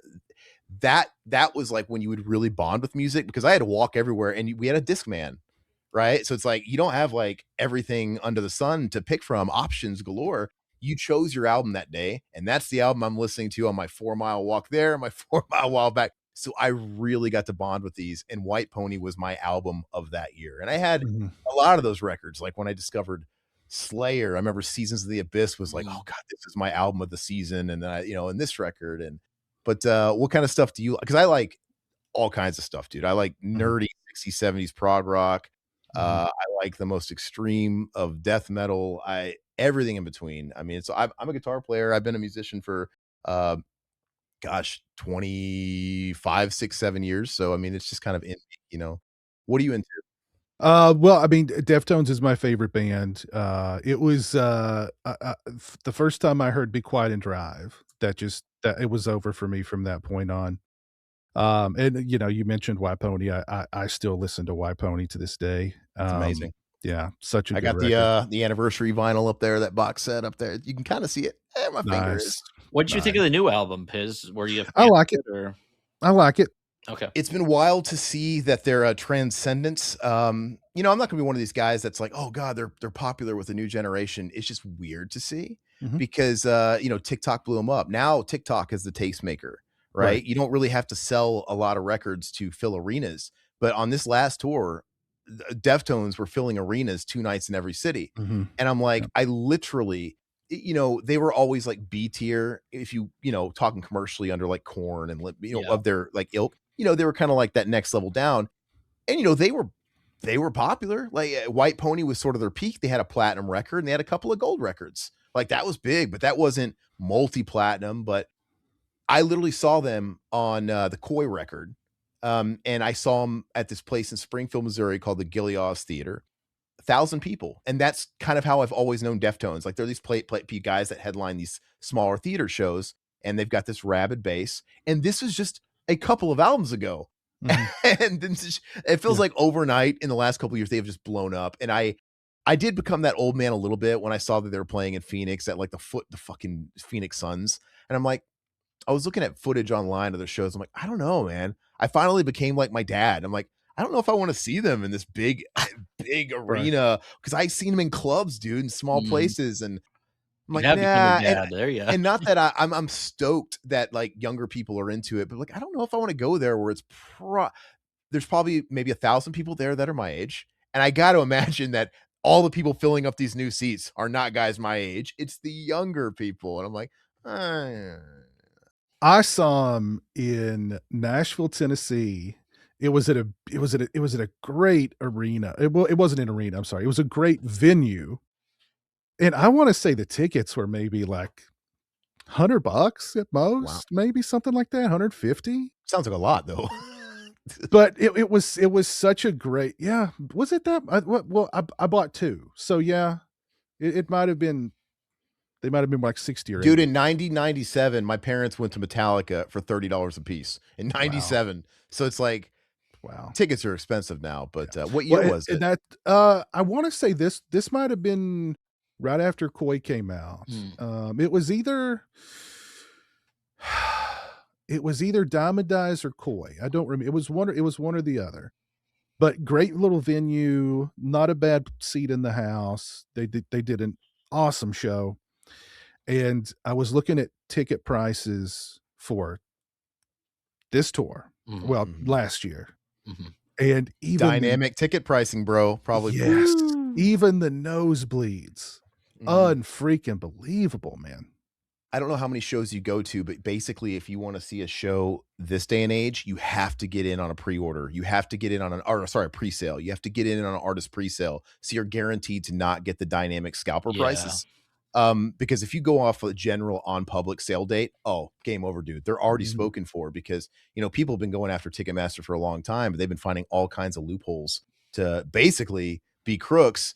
Um, it's like legal scalping because Ticketmaster's in bed with the StubHubs and the SeatGeeks. So before you even see any tickets, they've already got this much chunk of the venue's tickets reserved for SeatGeek. They've already got this chunk reserved for this third party seller, and that's the way it works. And in reality, if there's 20,000 seats, maybe the public is going to see 5, 6, and mhm. so out the gate they're already getting resold. So it's crooked as shit. I wish they would put a cap on this and somebody go after them. But yeah, but I mean, if you get in on a pre-sale, um, you can get face value, and because people talk about it all the time, and people attack the bands that, dude, we all love these bands, and people are like, God, they don't care about the fans. I've tried to get nosebleeds, fucking $400-$500. I'm like, that's not the band doing that. No, Like, if like I'm like seeing Metallica at a stadium, like I paid $100 for this floor seat. I don't know what the fuck you're talking about because I got on it.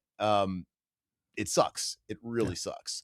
Yeah. I saw Deftones the first time on the Summer Sanitarium 2003. They did that tour with Metallica at the stadium, and it was Limp Bizkit, Linkin Park, Deftones, and Mudvayne.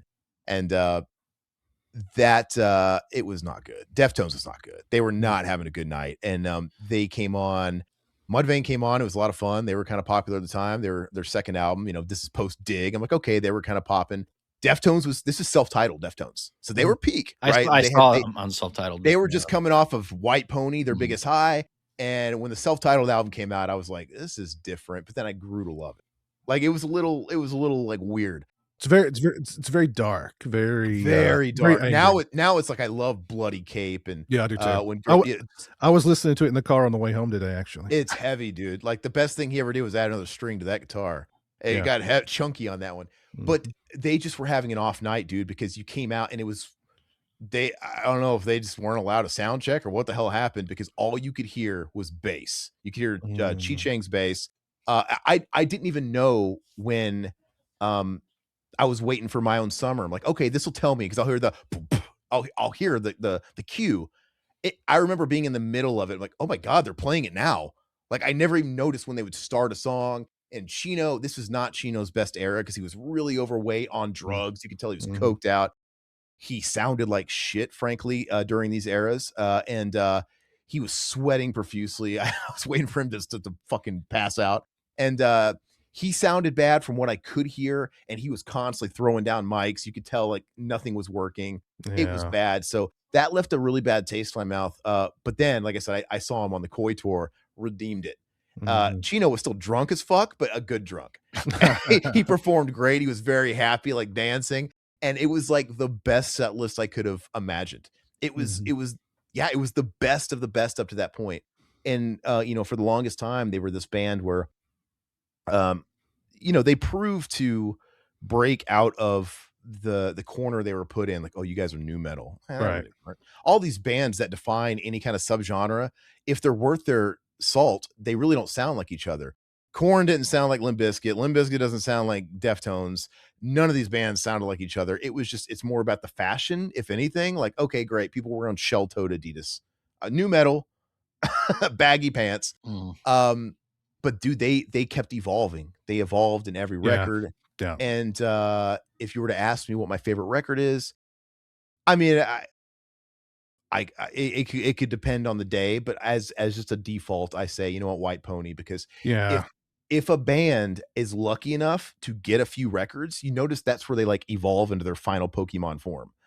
Even like a band like System of a Down, it's like you listen to that first System record, if that was ever your thing. To me, it just kind of sounds like Static X. It's like, okay. And then Toxicity comes out. I'm like, okay, this is a little bit more refined. And I know that's like their big one, but to me, it was Mesmerized, Hypnotized, where it's like, okay, those are great too. This is full blown. No, this is what System of a Down is. It's like a little bit Mr. Bungle. It's a little wacky. It's like, this is like their final form. And Deftones hit that with White Pony. It was that like equal marriage of, Chino's love of Morrissey and the Smiths, and Stephen Carpenter's love of stuff like Meshuggah and metal. And it was perfect. That like argument back and forth. It was their Black album. And I mean, the self-title felt a little disjointed. It took some time. I love it. They lost me on a couple of times, and the only times they kind of lost me, it's where one side was winning that argument and the chemistry was fucked up. So like, I don't care for Saturday Night Wrist. And to me, that was okay. We're getting a little too shoegazy now, a little too much. And I love Rats. There's a few good songs on it, but this is the first time there were some chinks in the armor, because I'm telling you, front to back, I always like their albums. But then they came back strong with Diamond Eyes. Like, all right, Stefan's back. I can hear it. Some Four on the Floor, a little bit of rock, and you listen to a track like Sex Tape, that sounds like it could have been on White Pony to me. And then a Koi, of course, is an extension of that. I think Koi is an awesome record. I think it's really underrated. You don't hear people talk about it a lot. It's amazing. It's really good. So good. and then they kinda lost the plot with Gore. I'm like, "Oh, Yeah, Steph kinda Gore's the one I've listened to the least. Steph kind of conceded on this one too." And I remember when they were doing the press for that record, he was kind of in a passive aggressive way, kinda shitting on the record that he was promoting because it's like, you could tell he kinda lost a lot of arguments or couldn't contribute for whatever reason. And yeah, he left Chino to his devices, and it's hardcore, like, shoegazy, so it's a little too much. Um they kind of, and when Ohms came out, it's like it almost kind of like erased Gore because Ohms felt like the completion of the trilogy. It felt like it was the natural progression from Koi. Mhm, It's so weird. I'm like, mhm. did I dream Gore? Did it just not have? They just went backwards to like their Yeah, fake shoe sound. yeah, It was yeah. odd. And then I listened to the new record. I listened to it a couple of times in the gym, and I don't know why, man. I just cannot get into it. It's all a little samey to me. I gotta go back to it. I'm like, am I finally out of touch? Like, what's going on? Because what I thought, not to ramble about this, I'll let you go in a minute. I swear. You started it. I was like kind of excited about their newfound fame. Like, oh man, wouldn't it be cool now that they're like on this moment? They have this moment, TikTok. They're selling all these records. They're at the world stage now. Wouldn't it be fucking awesome if now they came out with like another like balls to the wall aggressive, something a little bit more like around the fur. Like Mhm. now, like I get it. People evolve. They're not angry anymore. Chino can't scream anymore. Clearly Right. he gave that up pretty much on this album, I think, or maybe even on the album before. It's just it stopped I mean, doing it. yeah, outside of, Genesis, there wasn't a lot of screaming on Ohms. And that hurts a little bit, honestly. It's like, oh, because I miss that dynamic. I miss it. But they didn't, dude. They came out with something that was kind of like more of the same. And I'm like, oh man, you guys had such an opportunity. But that's just me being an old head. Like, come on, man, wow me. Yeah, I think it's, and I love the record. I think there's some great stuff on there. I think it's very much There's just no standouts to me. It sounds good, but it's a little, but I where's mean, the standouts? but I think it's, like cheap, we're talking about, they're like in their 50s now, and Chino can't really, he's got the paralyzed vocal cord, and he's probably done a lot of damage to his voice with all that screaming and wailing and banshee shrieking over the years. But I mean, it felt like a very of their how do I put this? I don't know. Just them now, as who they are. They're not trying to be the super metalheads. They're just doing what feels right to them. And you've got love songs on there. You've got I love Locked Club. Yeah. I think that one it just sounds huge. I love that song. You've still got the same range of emotion and moods. It's just not turned up to 11.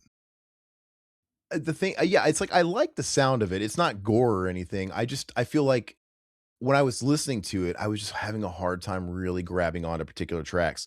But that also told me this might be one of those records. If I invest the time in it, it'll be like the self-titled. The self-titled was kind of like that, and I had to keep coming back to it and keep coming back to it. So I'm not counting it out. It just wasn't grabbing, and they don't need the screaming. They proved that with Koi because there's no Mhm, screaming on that record, and there's still enough of those dude. Goon Squad. I love Goon Squad. I love that end towards that end, that mhm. breakdown to Goon Squad, and I love you you can be Poltergeist. you Don't can forget be oh, Poltergeist. yeah, the whole thing. Yeah. I Mhm, love, you can be heavy without being aggressive, like Leathers. There's mhm, something so, like, slithery about that just low end and that rhythm going on. It doesn't have to be it can be dark and menacing kinda without being mhm. wearing and tearing on you, so, I don't I know. don't think I don't think this record is not dark and menacing. It This doesn't feel record like it.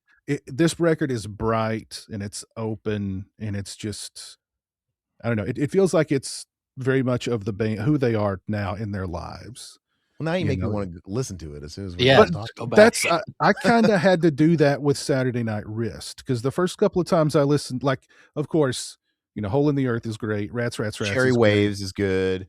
I love Kim Dracula.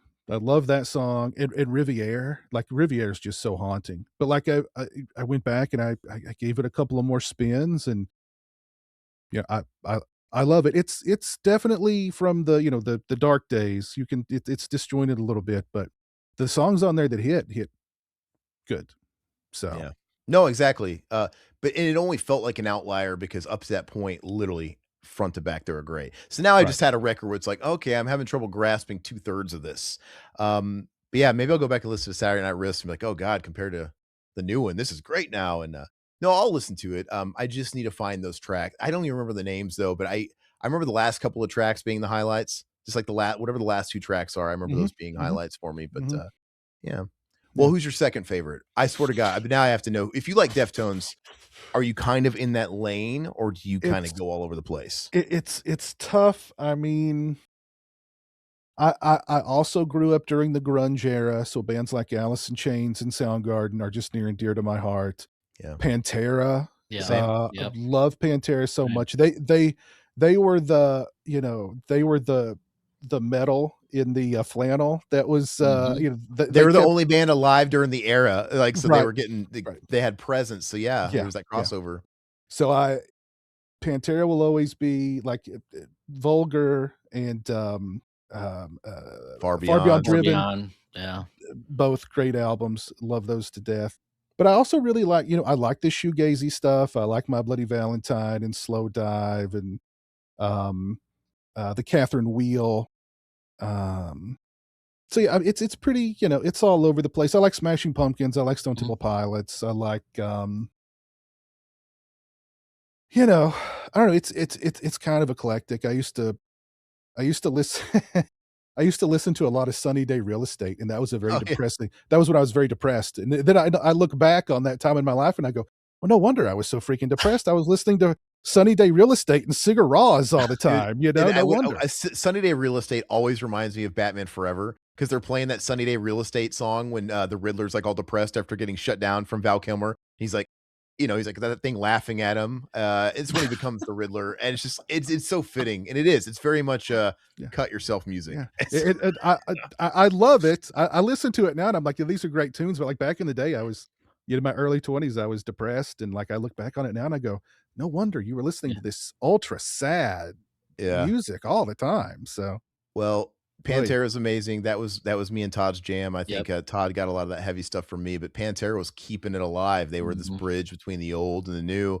When stuff was changing flavor in the scene, Pantera was still around. There was guitar solos. I still wanted to, like, pick up a guitar and Oh, shred yeah. because he was the only guy doing it on a mainstream level. But you mentioned Alice in Chains. If there was one band I grew up listening, like I said, I from the womb, James Hetfield was like my like he's just the guy. I wanted to pick up a guitar because I Hetfield, super cool. The guy wrote riffs like no other.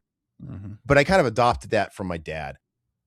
Jerry Cantrell was my guy. And mhm. I got into him early middle school and I fell in love with Alice in Chains and it was really depressing music. And I came from a Yeah, certain home, certain upbringing, a very abusive home, mhm, very bad place. And I was that kid, that stereotype of like I would shut myself in a room whenever I could get a break from the crazy stuff going on, and I would just lose myself. I used to look forward to walking to school. So I had like a reprieve and I could just listen to Dirt. I'm listening to him talk about stinging pistols on his tongue and drug addiction. Like, holy shit. It's just like it was very dark stuff. And I mhm, couldn't relate to what he was writing about. And Jerry mostly was writing the lyrics, but I couldn't relate to what they were singing and writing about. But I still channeled it into like my kind of like morose feeling at the time mhm, in my own way. Like I'm mhm, not doing what you're doing, but I'm getting a different kind of abuse, and I love it, and I still think Jerry Cantrell is one of the greatest writers in the game. mhm. Maybe he's not underrated. I feel like he should get more praise.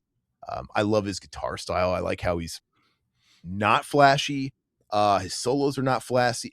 Everything you can sing along to, everything serves the song, and he's more of a songwriter than a guitar player, in my Yeah, opinion. Just a yeah. genius. So Korn was a big deal for me for a long time, like, coming out of the alternative phase, mhm. like, I'd never heard anything like Korn. Remember a buddy of mine had the tape, and he was playing it in his car, and, like, every song was the singer going through an emotional breakdown while Yeah. these super heavy, chunky riffs were happening, and, like, "What's this clinking I hear? Is that the bass?" And, like, Yeah. it was, I'd never heard anything that heavy and emotional at the same time. So I really fell in love with Korn. and I was a huge Korn fan all the way up through probably Issues. Beyond Issues, I It's kind of exact dropped same, off. dude. Exact same. And I feel like a lot of people dropped off in the mainstream. And I don't even like Untouchables. It's just I was over it. Like Untouchables came out. Here to Stay is a banger. You hear that live? Right? Yeah, It yeah, that's a good rocks one. the fucking and there's a reason why they still play that one. But the rest of the record, I'm like, they're getting a little too up their ass on this one. It's just too much, and the songs aren't there for me. Issues is peak, dude. I love Issues. I think Mhm. Issues is awesome. That's probably my favorite album of Korn. Used to be like Follow the Leader's great too. What a tentpole record and how important Mhm. that was for the scene as Mhm. far as mainstream and consumption and getting people into other bands. But I still have to give Issues the nod just because Follow the Leader has All in the Family, which is not a good song. That's Right, yeah. when you Oh, looking come on. back- That song's no, no, great, dude. I when love you- it, when you- dude. Look, there's a part of me that feels like I can't Hysterical. imagine it not on the record because it's nostalgia. It's so of its time. Yeah, that song. it's I can't imagine it not being there. Like I don't want them Yeah. to remove it from the record. It's a Yeah. piece of history. But if I could zoom out and look at it through an adult's brain, this song is pretty fucking stupid. Yeah. Well, I was working with a 19-year-old kid pretty But I love recently. the record. I was working with a 19-year-old kid pretty recently, and he threw that on. He's like, "I love this song. I love Korn." I'm like, "Wow, okay." And he started playing Limp Bizkit as well. So Well, it's coming full new circle. metal's had a Yeah, yeah. resurgence, Yeah. Todd, in the last couple of years. Yeah, for What's old 19, is- I what- mean, yeah. that's every pretty- 20 years, what's old yeah. is new again. Yeah. People started caring about Limp Bizkit again. They were selling tickets to concerts again because they didn't really tour for like years, man. They would go to South America and they play Russia because in Russia it's like 1999 still. That's And right. I no, and it's so funny because I could attest to this before. Wes Borland was on record a couple of years ago doing an interview, and he was saying, he's like, we've never stopped playing over there. He's like, because he was talking about their resurgence, and they had the new album at the time. He's like, it never stopped being 1999 in Russia. And I know this because I used to travel all through my 20s, and I lived in Russia for a little while. I went there, and this is in 2011. Limp Bizkit is cancer at this point. Nobody Right. likes Limp- Right. they're like persona non grata. And I Yeah. go there, and it's like a time warp. Not only like fashion, they're all rocking mullets over there. They got acid wash jeans. They're wearing Cosby sweaters. It's like everything's a little fucked. And then they're loving Limp Bizkit, dude. It is fucking massive. I'm like, I brought my acoustic guitar because I was that douchebag bringing my guitar traveling and doing the kumbaya. Right. And they're like, can you play Behind Blue Eyes? I think it's very nice. I'm like, you want to hear that? Like, play a Faith, like George Michael, Limp Bizkit. Like, all right, they fucking are eating that shit up, dude. And I don't know, That's take me awesome. back, I guess. God bless him. That's awesome. But Fred yeah. Durst. Anyway, Fred Durst. Yeah. What a I legend. like him, dude. I'd hang out with him. I would too. I love it, Absolutely. man. I I would was too. telling Todd he's got to watch The Fanatic because it's I need to watch. it that, is a yeah. good bad movie. Oh, Lord have mercy. Watch Y2K. I I've did. seen He it. was That fun. is just a He's the bad best movie. part in it. I thought- loved Y2K. When he showed it, he was the best part of it. He was the only good part. And then they have like Wes Borland has the cameo too, but he was really funny. But I don't think the sum is worth it's not worth it. The rest of the movie's pretty shit. But you didn't like The Fanatic? I thought it was fun. It was so absurd. I only saw it one time. I did a review of it because I was like, I've got to review this. It's a Fred Durst movie starring John Travolta. John as this Travolta. just whacked out guy. I've got to review it. So I Really can't- overdoing it, man. And Really just really overdoing it. chewing it up. And it's just one of those films where, if I recall, it's like 85 minutes wet. So it doesn't insult you with the time.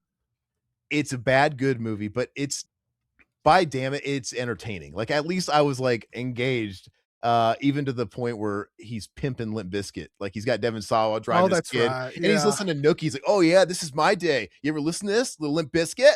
It's just like, remember that. it's like, this is such a Fred Durst thing. Yeah. It's just got a lot of like, what am I watching moments in it. But Yeah. what a better way to leave it off There we than go. Fred Durst. There Fred we Durst go. has to cap it. Yes, we yes. appreciate you coming on. Can you tell everybody where they can find you and everything, Piz? Yeah, I'm on of course YouTube, Pizzal on YouTube, Instagram Pizzal, TikTok Pizzal, Facebook Pizzal. Those are my main ones. So hit me up on any or all of those. And our bread and butter's commentaries, dude. If you ever want to come on again and you want to watch some Fanatic or anything, Pick a movie, or, you any, can come or on and do it anything with else, us. we would love to talk to you again, man, because it was It's been a good time. pleasure. Yeah, cool. Yeah, I've had a good time. Thank you guys for the invite, and yeah, I appreciate it. It's been fun. Yeah. All right. Thanks, guys. Take care.